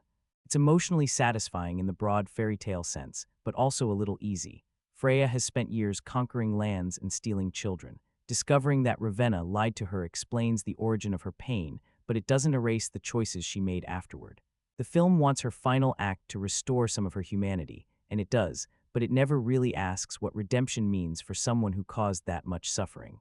Ravenna, meanwhile, remains simpler and therefore easier for the film to use. She has no real crisis of conscience. She isn't interested in being understood. She wants the mirror, power, control, and continued existence. Her relationship with Freya is built around possession rather than love. She sees her sister as useful, dangerous, and ultimately disposable. That simplicity works because Theron gives the character such force. Ravenna doesn't need a complicated arc. She needs presence, and Theron has more than enough. Even when the script gives her little to do beyond manipulate, reveal, threaten, and fight, she makes each moment feel larger. There's also a strong visual contrast between the sisters. Freya is pale, frozen, restrained. Her world is blue, silver, white, and emotionally sealed off. Ravenna is gold, black, liquid, and constantly moving. Freya suppresses everything. Ravenna consumes everything. One turns pain inward until it freezes the world around her. The other turns insecurity outward and destroys anything that threatens her. That should have made them a fascinating pair. And for moments, they are. Their final confrontation has the emotional material the rest of the movie often lacks. Freya finally sees Ravenna clearly. Ravenna finally stops pretending there was any real sisterly loyalty between them. The conflict is no longer about the mirror or the kingdom. It is about the child Ravenna killed and the life Freya lost. But because Ravenna appears so late, their relationship never gets enough time to develop beyond the essentials.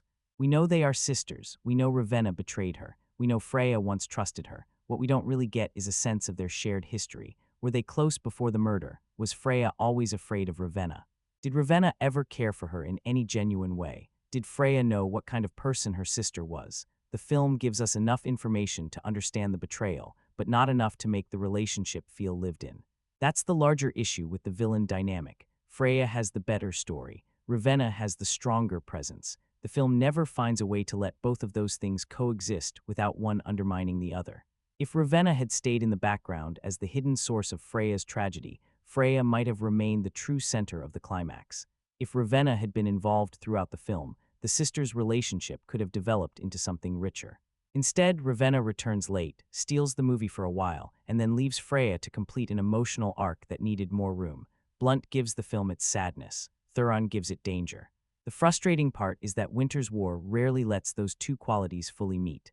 Eric and Sarah are supposed to be the emotional center of Winter's War, and for the most part, that responsibility falls less on the writing than it does on Chris Hemsworth and Jessica Chastain trying to make the relationship feel lived in. The film gives them a strong enough foundation. They grow up together inside Freya's army, train side by side, become two of her best huntsmen, and fall in love in a kingdom where love is treated like a crime. That's a solid romantic setup. Their connection isn't just personal, it is rebellion. Every moment they spend together contradicts Freya's entire worldview. She believes affection makes people weak. Eric and Sarah become stronger because of it. She believes love always ends in betrayal. They are willing to risk their lives rather than leave each other behind. She raises them to obey, but their relationship gives them something more important than obedience. That part is clear, maybe a little too clear, honestly. The movie doesn't exactly hide what it's trying to say. Love is stronger than fear. Love survives separation. Love can break manipulation. Love will eventually melt the frozen heart. It's the oldest message in the fairy tale book, but familiarity isn't automatically a problem. A simple theme can still work if the characters make you believe in it. Hemsworth and Chastain occasionally do. Their early scenes have an easy physical confidence. They move like people who have trained together for years, and there's a playfulness beneath all the fighting. The costumes are especially impressive. They are elaborate without looking completely interchangeable with every other dark fantasy film. Ravenna's clothing carries that theatrical, almost predatory quality she had in the first movie. Even when she isn't doing much, the design makes her look dangerous. Freya's costumes are softer in shape but colder in color. The pale gowns, metallic details, fur, and long white braid make her look regal while also separating her from everyone around her. She appears less like a person living in the kingdom and more like part of the frozen architecture. Emily Blunt wears those costumes extremely well. That matters. Some fantasy designs look impressive in promotional photographs, but become awkward once the actor has to move. Here, the clothing helps create Freya's presence. It slows her down, gives her weight, and makes her seem emotionally unreachable. Ravenna gets the more memorable entrance, though. Charlize Theron emerging in gold is exactly the kind of image this series understands. It is excessive, slightly ridiculous, and completely committed. Gold covers her eyes, moves around her body, and turns her return into something closer to a transformation than a normal character reveal. Does the story fully explain it? Not really. Does it look great? Absolutely. That is Winter's War in miniature. The liquid gold mirror remains the best effect in the franchise. It has more personality than some of the supporting characters. The way it spreads across the floor, reforms itself, and creates a human figure still feels distinctive. It's clearly a digital creation, but the movement has enough weight and texture that it doesn't look like a generic magical portal. There's something unsettling about it too. It doesn't behave like a normal object. It pours, watches, reflects, and almost seems to decide when it wants to take shape. The effect supports the idea that the mirror has its own corruptive presence, rather than simply being a tool Ravenna happens to use. Freya's ice powers are handled well for the most part. The effects are clean, readable, and usually connected to her emotional state. When she loses control, the environment reacts. When she wants to separate Eric and Sarah, the ice becomes a wall. When she attacks, it turns into a weapon. That kind of visual consistency is important. The powers don't feel completely random. They reflect who she is. The Ice Palace is probably the clearest example of Nicholas Troyan working in his comfort zone. It is enormous, elegant, and deeply impractical, which is exactly what a fantasy palace should be. The halls feel more like frozen monuments than places where anyone could comfortably live. Everything is designed to make Freya look small and powerful at the same time. She is surrounded by vast spaces she controls, but those spaces also emphasize how isolated she has become. The outdoor locations help keep the film from becoming entirely digital. Forests, ruins, cathedrals, old stone structures, and open landscapes give the world some physical texture. You can feel when the actors are standing somewhere real, and those scenes usually carry more atmosphere than the fully constructed environments. The British locations suit the material. The old architecture gives the film a history the screenplay doesn't always provide. A cathedral or ruined wall can suggest that this world existed long before the characters arrived, even when the story itself is introducing kingdoms that apparently appeared between movies. The cinematography leans heavily into rich, controlled color palettes. Ravenna's scenes glow with gold and darkness. Freya's kingdom is blue, white, and silver. The forests move toward green, brown, and gray. The movie is always very aware of which world the characters are currently occupying, sometimes too aware. There are stretches where nearly every object in a scene seems to belong to the same color family. The Ice Kingdom becomes aggressively blue. Ravenna's sequences become overwhelmingly gold. The effect can be beautiful, but it can also make the film look like a series of expensive costume advertisements. You stop noticing the environment as a place and start noticing the color grading. There is a slightly artificial cleanliness to some scenes as well. The costumes are immaculate, the lighting is perfectly arranged, and the characters appear placed inside the image rather than naturally living in it. That works for the fairy tale tone, but it can create distance. The film is often gorgeous in a way that doesn't feel particularly warm or tactile. That may be appropriate for Freya's kingdom, less so for the rest of the adventure. The visual effects outside the main Queen and Mirror material are more inconsistent. Some creature work is imaginative. The goblin sequence gives the film a strange, slightly grotesque burst of energy, and the smaller fantasy creatures add texture to the world. But not every creation belongs convincingly in the same environment. The forest beast is the clearest problem. It has that overly polished, video game quality where the movement is technically smooth, but the creature never seems to have real weight. You can see the actors reacting to it, and you can see the environment behind it, but the three elements never fully become one image. It looks inserted. That is disappointing, because the film's effects are generally strong enough that the weaker moments stand out more. In a cheap production, you forgive an artificial creature. In a film this carefully designed, a bad effect becomes difficult to ignore. There are also moments when the CGI simply becomes too much. Ice, gold, creatures, particles, digital landscapes, and magical attacks all compete inside the same sequence. The film occasionally seems so excited by what it can generate that it forgets to ask whether the scene needs all of it. More detail doesn't always create more impact. The action can suffer from that. When the environments are practical and the performers have space to move, the fights have some force. When too many effects surround them, the physical contact becomes harder to feel. Nicholas Troyan's visual effects experience clearly helps him design the larger compositions. He understands where to place the actors, how to reveal magical elements, and how to make a queen's entrance feel important. Where he struggles is connecting those images emotionally. A beautiful shot can introduce a kingdom, but it cannot make us care about the people living there. An elaborate costume can give a character presence, but it cannot replace development. A wall of ice can separate two lovers, but the emotion still has to come from the performances and writing.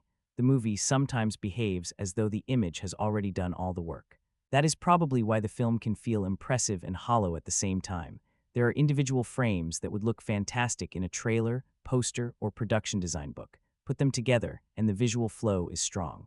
The dramatic flow is far less reliable. The score by James Newton Howard does help. It has the sweeping orchestral sound you would expect from a large fantasy adventure. There are mournful passages for Freya's grief, heavier themes for the battles, and enough choral and orchestral weight to give the kingdoms a mythic quality. Howard knows how to support this kind of world. The music gives scale to wide shots, adds momentum to action, and carries emotional scenes when the dialogue isn't doing enough. It is effective throughout. Memorable is another question. The score for Snow White and the Huntsman had more identity. It felt darker, stranger, and slightly more inspired. Winter's War has beautiful music, but some of it blends into the general language of modern fantasy scoring. You hear the rising strings, the pounding percussion, the mournful voices, and the heroic themes, and they all work in the moment. A few minutes later, they are harder to recall. That doesn't mean the score is weak, far from it. Howard's music gives the film a consistency the story lacks. It smooths over transitions, strengthens the atmosphere, and helps the final battle feel larger than it actually is. It simply doesn't escape the shadow of more distinctive fantasy scores, including Howard's own work on the previous film. The technical departments are doing most of the heavy lifting here. Production design creates the world. Costumes define the queens, effects give the mirror its presence, cinematography separates the kingdoms, music supplies emotional weight. Even when the script feels thin, the film never looks careless. That level of craftsmanship deserves credit. At the same time, it creates a strange frustration. You keep seeing evidence of talented people working at a high level, but all of that talent is wrapped around a story that rarely matches their effort. Winter's War looks like a grand fantasy epic. It sounds like one too. It just doesn't always feel like one. For a movie called The Huntsman, Winter's War, there really isn't much of a war. Freya supposedly controls a huge northern empire. She has spent years conquering kingdoms, taking their children, and building an army of huntsmen trained from childhood. The narration talks about her as if she has become one of the most powerful rulers in the world. But the film rarely lets us see that scale. We get training grounds, scattered soldiers, a few battles, and characters repeatedly telling us how far Freya's influence reaches. What we don't get is the sense of two major forces preparing to collide. There are no enormous armies facing each other across a frozen field, no sustained campaign, no real feeling that entire kingdoms are at risk. Most of the story follows a small group walking through the forest in search of a mirror. That isn't necessarily a bad thing. A focused fantasy quest can be more exciting than another anonymous digital army crashing into a second anonymous digital army. The problem is the title and setup create expectations the movie never fully intends to meet. Winter's War sounds massive. The actual conflict is personal, contained, and mostly fought inside a palace. The action itself is uneven, though there is enough of it to keep the movie moving once the quest begins. Eric and Sarah are experienced fighters, and the film does a decent job establishing that they have trained together for years. They use bows, blades, hand-to-hand combat, and the environment around them without looking completely lost inside the choreography. Jessica Chastain, in particular, sells Sarah's physical confidence. She doesn't appear to be waiting for Eric to rescue her. She moves like someone who has survived the same brutal training he has, and the film usually treats them as equals during combat. Hemsworth has the easier job physically because this kind of role fits him almost automatically. He looks convincing swinging an axe, throwing someone into a wall, or surviving a fall that would probably end the career of anyone without leading man protection. He has the size and movement for it, no surprise there. Some of the fights are slickly edited and easy enough to follow. The later sequences have more energy, and the film generally improves once everyone stops explaining the plot and starts attacking one another. There's a nice rhythm to certain moments where Eric and Sarah fight side by side. Even when the romance feels underwritten, their coordination tells us they have history. They anticipate each other's movements. One creates an opening, the other uses it. That kind of physical storytelling does more for their relationship than some of the dialogue. The goblin encounter is one of the stranger action scenes. It has movement, creature design, a dangerous location, and enough visual weirdness to stand out from the more ordinary sword fights. Some viewers will probably find it one of the film's more entertaining sequences. Others may find the creatures too exaggerated and the whole encounter slightly disconnected from the main story. It almost feels as though the group briefly wanders into a different fantasy film. Still, at least it has personality. A lot of the earlier action is competent without being especially memorable. Soldiers attack, Eric fights them, Sarah fires arrows, someone falls from a height, ice appears, the dwarfs panic, help, or make a joke. Nothing is disastrously wrong with most of it. It simply lacks the kind of invention that would make you remember the sequence rather than the general fact that a fight happened. That becomes more noticeable because the film is so visually elaborate. When the locations, costumes, and effects look this expensive, you expect the action to use them in more surprising ways. Sometimes it does. Freya's ice powers allow walls, traps, and weapons to appear instantly. Ravenna's liquid gold magic gives the climax a different texture. The final battle has enough magical movement to feel larger than the earlier fights, but there are also moments where the effects take over and the physical impact disappears. A character is thrown through something, digital debris fills the frame, ice explodes, gold moves across the floor, everyone lands, gets up, and continues fighting. It looks busy but not always painful. The best action scenes make you feel the weight of a hit, even in a magical world. Winter's War sometimes treats combat as another visual effect. Bodies move where they need to move, the camera captures the spectacle, and the scene continues without leaving much behind. Then we reach the final battle, which is probably the most entertaining part of the film and also the point where its limitations become clearest. Ravenna has returned. Freya learns the truth about her child. Eric and Sarah are reunited in purpose. The Huntsmen begin rejecting Freya's control. Every major emotional and magical thread is converging in one place. The setup is there. And when Ravenna and Freya finally face each other, the film briefly has the intensity it has been promising. Charlize Theron brings a different level of energy. Emily Blunt finally gets to let Freya's restraint break. The conflict becomes personal in a way the Mirror Quest never quite was. It isn't just good versus evil. It is one sister realizing the other destroyed her life and then allowed her to build an entire kingdom around a lie. That's strong material. The battle is visually polished too, gold against ice. Ravenna's flowing, aggressive magic against Freya's rigid defensive power. Eric and Sarah fighting through the chaos while the sisters settle something that began years earlier. The problem is that it ends before it truly feels like a war or even a fully developed confrontation. Everything happens quickly. The truth is revealed, loyalties change, Freya turns against Ravenna, and the film moves toward its required happy ending. There is plenty of activity, but the emotional consequences don't have much room to settle. Freya's final choice works in the moment because Blunt gives it weight. Still, the movie has spent most of its runtime presenting her as a ruler responsible for conquest, murder, and child abduction. One act of resistance against Ravenna restores her humanity, but the film doesn't really deal with the damage she caused. Fairy tales often work this way. A final sacrifice proves that some goodness remained, and the story moves on. This film wants the emotional simplicity of that structure, while also presenting itself as a darker, more adult fantasy. Those two instincts don't always agree. That conflict runs through the entire movie. Winter's War includes an infant being murdered. Parents are killed while their children are taken away. Young people are trained to suppress affection and become soldiers. Characters are stabbed, thrown from heights, frozen, manipulated, and forced to watch people they love apparently die. That's fairly grim material. The film's world has a genuinely cruel foundation. Freya doesn't simply rule through magic. She destroys families and then reshapes the surviving children into tools. But Winter's War doesn't remain emotionally dark for long stretches. It regularly steps away from that cruelty for dwarf jokes, playful romance, comic arguments, and Hemsworth's lighter adventure hero performance. One scene feels like a bleak fairy tale about trauma and emotional control. The next feels like a family fantasy designed to keep children amused. That makes the question of audience suitability surprisingly awkward. Very young children may be drawn to the ice magic, queens, creatures, dwarfs, and fairy tale setting. Visually, it has many of the things associated with family fantasy. Freya even looks enough like a darker Elsa that younger viewers may immediately connect the two.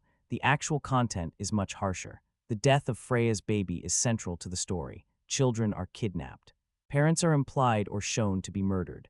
The queens can be frightening, and some of the creature imagery may be unsettling. The violence is not extremely graphic, but the ideas behind it are heavier than the colorful advertising might suggest. It doesn't feel designed for small children, even though parts of the humor sometimes do.